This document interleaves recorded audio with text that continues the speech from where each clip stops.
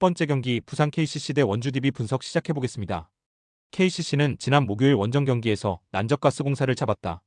SK전에서는 풀타임을 소화한 리온 윌리엄스의 활약이 좋았는데 가스공사 상대로는 풀타임을 뛴 디온테 버튼이 46.10리바운드 4스틸 등 믿기 어려운 활약을 했다.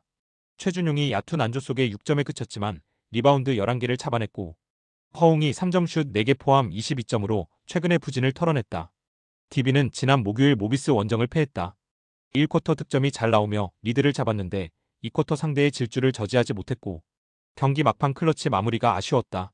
알바노가 풀타임 가깝게 소화하며 25.6어시스트 4스틸로 맹활약했고 오누아쿠와 카터가 39점을 합작했는데 국내 선수들의 득점 지원이 적었다. 김종규의 결장 속에 30분 이상 나선 서민수가 3.5개 시도를 모두 실패하기도 했다. KCC의 승리를 본다. DB는 지난 시즌 MVP인 알바노가 김주성 감독과의 알력 다툼을 마무리한 이후 경기에 잘 집중하고 있다. 그러나 김종규의 공백이 있고 강상재가 부진한 국내 선수단의 득점 기복이 크다. 허웅과 최준용, 이승현 등이 본인의 역할을 잘해주는 KCC가 최근 연승의 기세를 이어갈 것이다. 두 번째 경기 KT 손익붐 대 한국가스공사 분석 시작해보겠습니다. KT는 지난 주말 홈경기에서 KCC의 극적인 역전승을 거뒀다. 4쿼터 중반 버튼을 막지 못하며 5점 차까지 리드를 허용했는데 동점을 만들었고 박준영이 버저비터를 터뜨렸다. 해먼즈와 박지원을 제외하면 두 자릿수 득점에 성공한 선수가 없었지만 박준영과 문정현을 비롯해 4명의 선수가 리바운드 7개 이상을 기록하며 높이로 상대를 압도했다. 가스공사는 지난 목요일 경기에서 KCC에 완패했다. 전반 10점 차 정도로 끌려가던 경기였는데 3쿼터 상대에게 스코어링 런을 허용한 게 결정적이었다. 니콜슨과 은도에 등 외인 듀오가 34점을 합작했지만 버튼에게 40점 이상을 허용한 것도 아쉬웠다.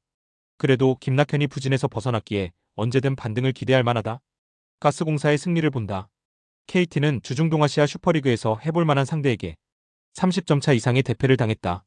박준영과 박지원 등이 잘해주지만 허웅과 하윤기의 공백이 크다. 김낙현이 폼을 끌어올리며 벨랑길의 득점 부담을 줄여주고 있고 니콜슨이 직전 경기 부진을 벗어나기 위해 집중력을 끌어올릴 가스공사가 승리할 것이다.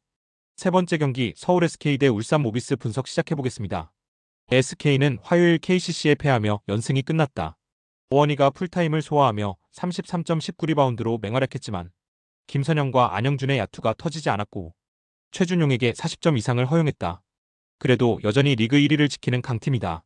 오세근의 부진이 아쉽긴 하지만 최부경과 김영빈 등 역할을 해주는 빅맨 자원이 있고 최원혁이 다시 수비로 힘을 내고 있다. 모비스는 지난 목요일 홈경기에서 DB에 승리했다. 1쿼터 상대의 외곽포를 저지하지 못하며 고전했지만 2쿼터 역전에 성공했고 후반 위기를 잘 넘겼다. 벤치에서 나와 31분을 소화한 프림이 28.8리바운드로 맹활약했고 서명진이 3.4개 포함 16점을 더했다. 국내 빅맨 포지션의 득점이 적은 건 사실이지만 외인 빅맨이 잘해주고 백코트의 외곽 득점이 잘 터진다. 모비스의 승리를 본다. SK가 연패를 당하지 않기 위해 최선을 다할 경기다. 그러나 쇼롱과 프림 등 모비스 외인 듀오는 좋은 피지컬을 앞세워 오원희의 골밑 침투를 어느 정도 막아낼 수 있다. 이우석과 서명진이 최근에 좋은 외곽 포감을 이어가며 SK와 득점 쟁탈전을 밀리지 않을 수 있고 벤치에 지원 우위가 있을 모비스가 승리할 것이다. 네 번째 경기 신한은행 대 삼성생명 분석 시작해보겠습니다. 신한은 지난 월요일 홈경기에서 리그 선두인 썸을 경기 내내 압박하며 대열을 잡는 듯했다. 그러나 김소니아의 분전을 이겨내지 못하며 승리를 따내지 못했다. 최희샘에 이어 김진영도 빠진 상황에서 두 경기 연속 더블더블에 성공한 루키 홍유순이 13.13리바운드로 잘해줬지만 마무리가 아쉬웠다. 그래도 홍유순과 리카로 구성된 빅맨진이 서서히 위력을 보여주고 있다. 삼성생명은 지난 목요일 홈경기에서 리그 선두인 썸을 다시 완파했다.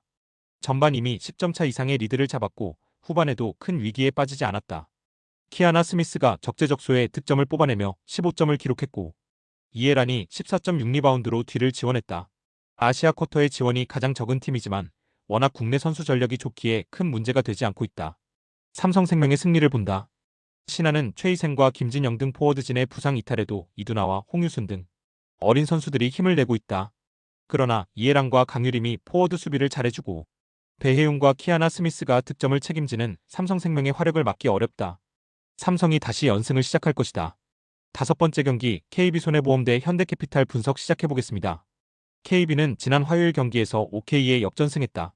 첫 세트를 따낸 이후 내리 두 세트를 내주며 끌려간 경기였는데 기분 좋은 승리를 거뒀다. 비에나와 나경복이 54점을 합작하며 쌍포 역할을 해줬고 황경민이 게임체인저 역할을 잘했다. 의정부 구장 문제로 인해 홈경기를 소화하지 못하는 이번 시즌이기에 이동으로 인한 피로도가 있긴 하지만 황태기와 나경복 복귀 효과는 확실하다. 형캐는 지난 수요일 홈경기에서 고전 끝에 삼성화재에 역전승했다. 두 세트를 내주며 패배의 위기까지 갔지만 리그 선두답게 경기 후반을 지배했다. 정태준과 최민호 등 중앙에 나선 미들블로커들이 나란히 블로킹으로 4점 이상을 뽑아내며 12점을 올렸고 허수봉과 레오의 쌍포도 위력적이었다. 심펑이 부진한 상황에 나온 베테랑 정광희는 조커 역할을 잘해줬다. 형캐의 승리를 본다. 황태기의 안정적인 볼 배급 속에 비에나와 나경복 듀오가 공격을 주도할 KB도 쉽사리 흐름을 주진 않을 수 있다.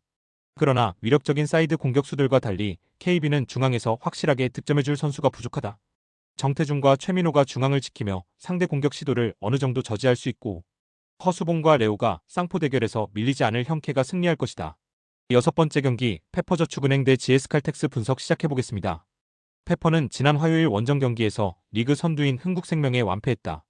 테일러와 박정아, 이한비 등이 분전하며 듀스로 끌고 간 1세트를 따내지 못한 것이 결정적이었다. 또 상대보다 2배 더 많은 범실이 발목을 잡았다. 그래도 박사랑이 최근 퀵오픈을 활용하며 팀에 안정감을 주고 있고 박정아의 공격 성공률이 조금씩 오르고 있다. GS는 지난 수요일 홈경기에서 도로공사에 패했다. 김연경의 발을 밟고 부상을 당하며 최근 몇 경기를 결장했던 지젤 실바가 빠른 회복 끝에 돌아온 복귀전이었는데 아쉬운 패배를 당했다. 그래도 부상을 털어낸 실바가 40% 이상의 성공률로 43점을 폭발하며 에이스의 복귀를 알렸고 루키 아웃사이드 히터 이주아가 커리어 최고의 경기를 하며 실바를 지원했다. GS의 승리를 본다.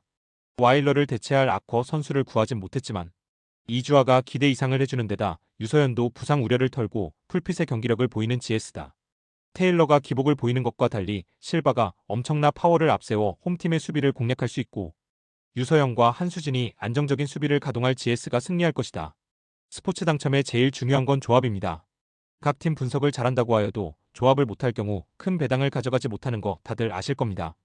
그리고 유튜브에 조합을 올려드릴 수 있지만 좀 더 자세한 정보들과 배당 흐름 및 각종 이슈 등 경기 전까지 어떻게 될지 모르니 조합을 빠르게 유튜브에 올려드릴 수 없는 점 양해 부탁드립니다. 조합 신청은 아래 고정 댓글 링크로 조합 신청 말 걸어주세요. 금전 요구 및 멤버십 가입 조건 일체 없습니다. 좋은 건 서로 나눠 갑시다.